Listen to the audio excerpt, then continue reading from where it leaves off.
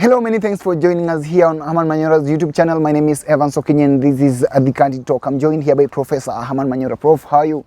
Good. We are still looking at what is taking place after the president and the opposition chief decided to actually come together and have a discussion on some of the issues, pertinent issues that were raised by the opposition, and of course that formed the basis for the demonstrations that we witnessed in the country recently. But now tell me something about this. Of course, there is that section of rebel ODM MPs from the Luo Nyanza definitely who are in this, and it was Kenyans were waiting to see if at all they would also be part of those who would be going for the demonstrations now that this was called by their party. Initially, the likes of the Langata Member of Parliament, Jelango, said that they just went to State House for development reasons, but then they were still members of the ODM party, and therefore they would stand guided by the leader of that party. But then we saw them take a different angle, especially when it came to this sort of demonstrations.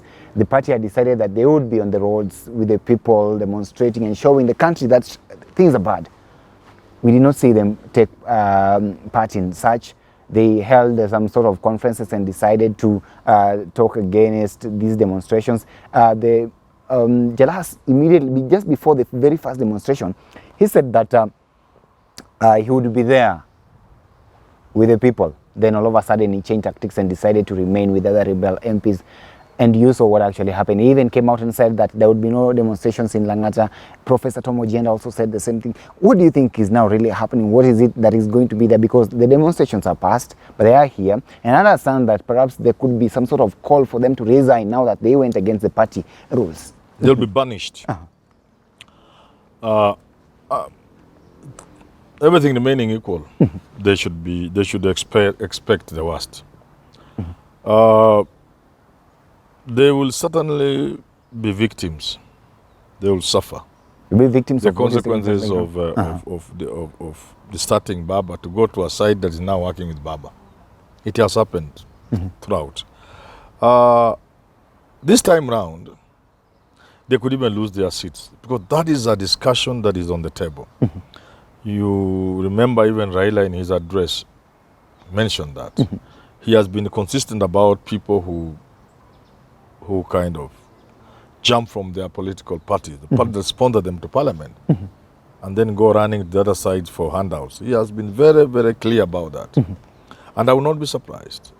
I will not be surprised if this is part of the deal he has with Ruto, to fast track the eviction and ejection of these people from parliament. I will not be surprised. We've seen this Prof take place a number of times. Previously, you remember when in the previous regime when we had former President Uhuru Kenyatta, and here we were, you remember the different factions that emerged in parliament, the Kieleweke and the Tanga kind of stuff, as they were mentioned and perhaps stated at that particular moment. But then these people were not forced to resign. They went and served their full term. Do you think perhaps that is what is actually encouraging some of these leaders to rebel against their party? The circumstances are different. And the players are different. Ruto is not Uhuru. You know, Uhuru is not a man who wanted to antagonize anybody. Even when his ministers misbehaved, he never sacked them. And when he finally relieved some of them of their duties, he gave them ambassadorial and other senior appointments. I'm not so sure that's how Ruto works and Raila. Secondly, the side that formed to oppose the handshake was led by a no-nonsense person, William Ruto. I'm not so sure if Ruto works with Raila, there will be a Ruto on the other side now to protect them. I'm not so sure. So they are vulnerable, they are orphans. Basically, the Jalas, Jalango mwenyewe, the Ojendas, they are now political orphans. Na wanaweza kudenguliwa anytime.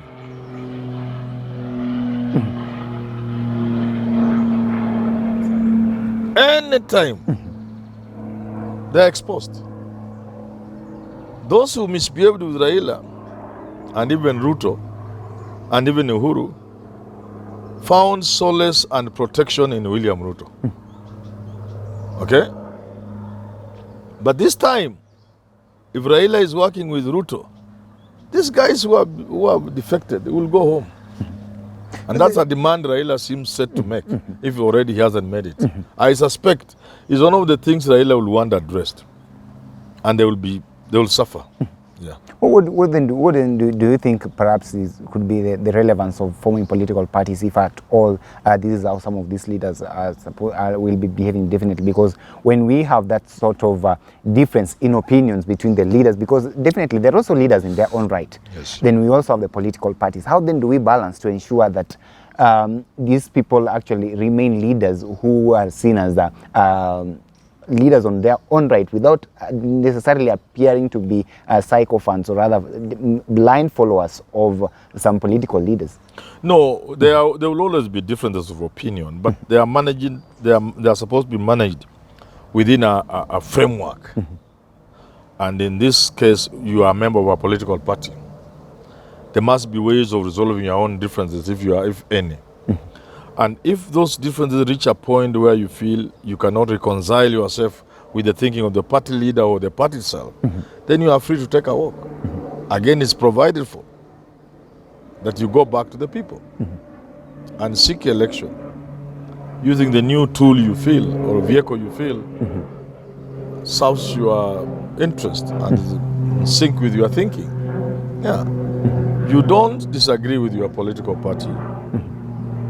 Go and work with another party and still remain a member of parliament sponsored by the party you have left.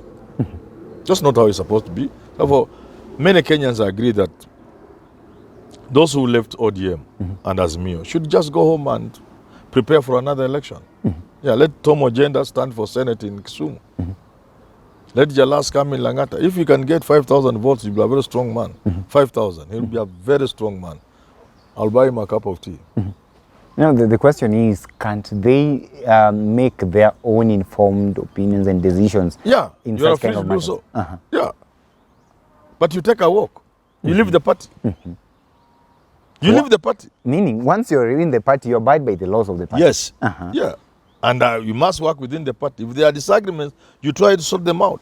If the disagreements reach a point where you feel you cannot sort them out within the context of the party and the framework and the constitution of the party and the laws of the land and everything else, then you take a walk. And taking a walk means you resign from that party, seek re-election using a new party, or you go as an independent and convince the voters. You took me to parliament as an ODM MP. This is how I've been treated by that party. Yeah. When I'm going for development, they don't want. Now you can see Raila himself has gone. But me, when I went, he didn't want. Now I've been chased from the party. I'm forced to leave the party. So re-elect me. They can re-elect you. Okay. Yeah, if you are powerful, they re-elect you. Although I really doubt that they will re-elect you. But that's how it's supposed to be. Take a walk, seek re-election. Yeah. Meaning, if you're man enough, just Yeah. come out here and then. Yeah, talk to the otherwise, people. we nyamaza kaa hapo ndani. Kimya. Yeah. Mpaka 5 years ishe, you can now talk from another party. But this idea of leaving your party, you go and dine and wine with your enemies and you want your party just to watch as you do that, that's not right. It's not even good for our democracy. Yeah. Definitely. Even in terms of values, what message do you send to young people, to children? Even your own children can see what you are doing is not right. Yeah. They can say that perhaps you do lack principles that Yeah. because definitely, I was looking at some of the fracas during the party nominations back then, and I was like, people would literally cry for these party tickets. I remember even the clip that was shown of Jane Kihara, the member of parliament for Naivasha. Yes. She actually won against the opponent by 1 vote, and it's actually said that she actually cast her votes twice.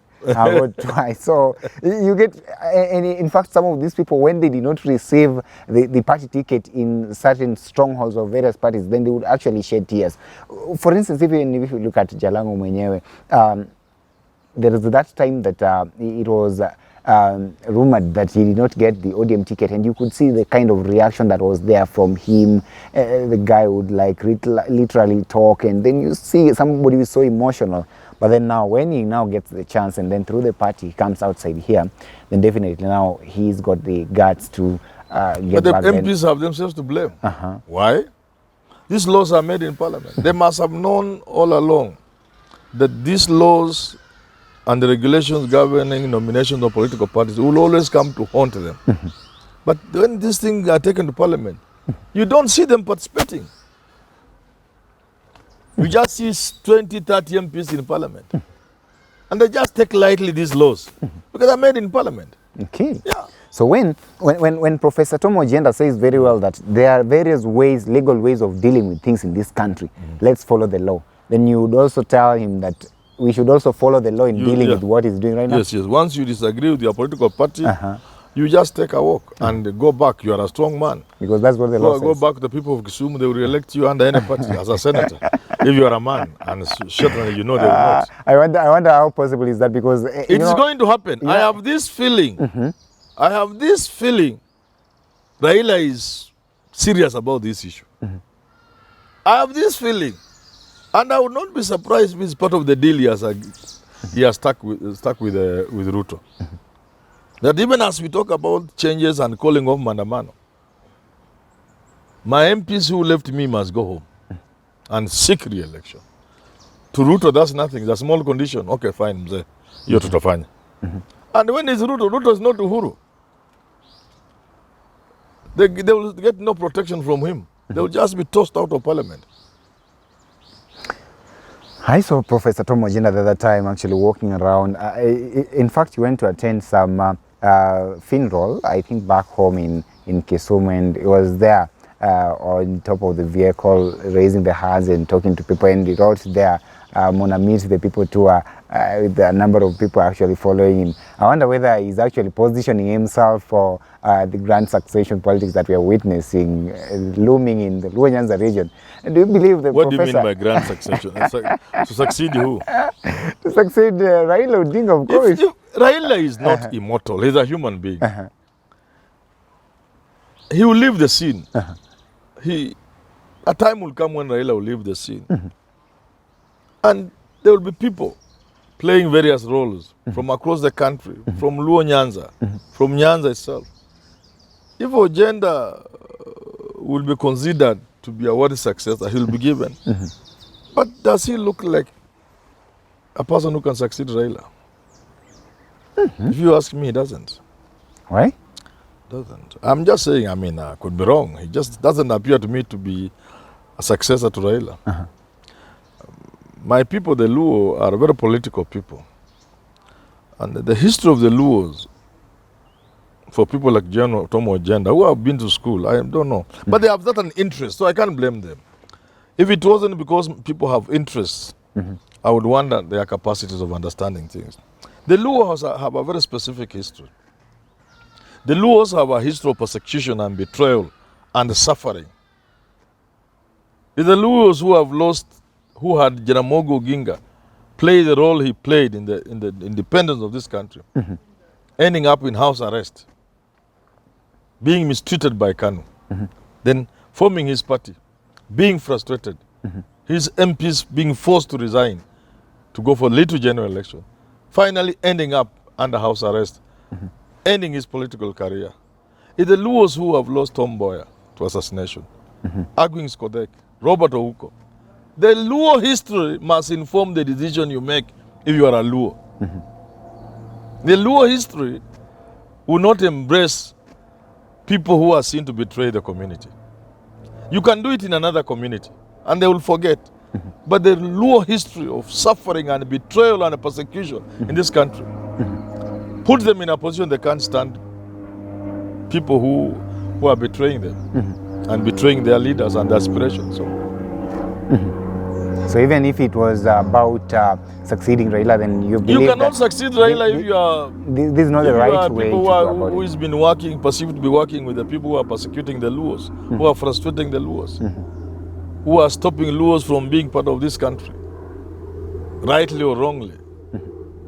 But if you are perceived to be one person standing in the way of the community, because the community has a history of suffering, of pain, of betrayal and persecution, of seeing their sons assassinated. This is not a community you can dine with the enemy and come back and they give you leadership. No. No, they will not give you leadership. They can't. Okay. And you believe that in case now they've been taken out of those positions and they've been forced to resign as per the law, then Even if they go don't back to resign, this is for most of them, it's the end of their political career. And they want to be the first ones. And the reason is simple. Within the Luo ecosystem, within the political arrangement that affects the Luos, many of the things they do and the decisions they make and the perception and the thinking are informed by their history. When the people are acting because the actions are informed by their history, a collective history of the community, it is very difficult to deal with them in another way, other than that way, that once they see you as an enemy of the community, you are finished. So even if they are not kicked out of parliament, they will fizzle out of Luo politics. They will just go. None of them will be heard of again. For Jalango, he says that he's definitely Langata is not some sort of, is not seen as a Luo member of parliament because he doesn't come from down there. See, wait and see. This is not far from now. Even if you are to finish 5 years, if he gets 5,000 votes, I'll buy him a cup of tea. He says that the only reason why he's decided to... Langata is my home. Me, I'm the one. It's me who knows Langata more than Jalango by I don't know how many times. I've lived in Langata many years. I understand Langata. I know how Raila used to win in Langata. So if he says it's not a Luo thing, what does he? Does he look at the register? Voters register? Does he have an idea of the voters register? And he said... It's just a joker. He doesn't understand Langata. If he got 5,000 votes, even if you put 1 billion shillings on the ground, I'll be very shocked. He can't. It's gone for him. Okay. He can try something else, but not politics. But he said the only reason as to why he went the other side, jokingly the other day, is to learn why this guy has never lost any election, so that he can also actually... Ruto now. Why Ruto has never lost But he has any learned now how he's going to lose, because he will lose. He's a good man. He's a very good man. I like him. But like many other people, and I said this, remember I've said this, wrong step. They miscalculated. The moment people began streaming and trooping to Ruto, I said a lot of these people are miscalculating. It was always wise to wait and see the trajectory, how things were going to move. Today, the people who deserted Raila must be sitting somewhere and wondering, why didn't we see this thing? It was too early. Normally, within about a maximum of a year, you can tell for sure where the country is moving. We went to election in 2017, August, and by March, there was a handshake. There were the telltale signs already.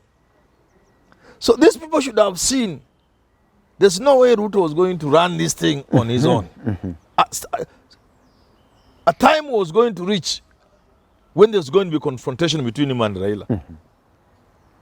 And something will give way. And the two will talk. And the product of the talks will lead to some form of working together in some way, however remotely. And those who have at that point left Raila will be crying from the toilet. Well, our eyes are on the ground. We are still hoping that we'll be able to get each and every detail of what is taking place in this country. We're still keeping our eyes on those rebel members of parliament and whatever it is that fate has in store for them. Let's wait and see. Meanwhile, ladies and gentlemen, if you're watching us for the first time, please subscribe to our channel here so that you may be able to get notification of every production that we'll be bringing to you on board. Till we have this conversation again, have yourself a lovely day. My name is Evan Sokinyi.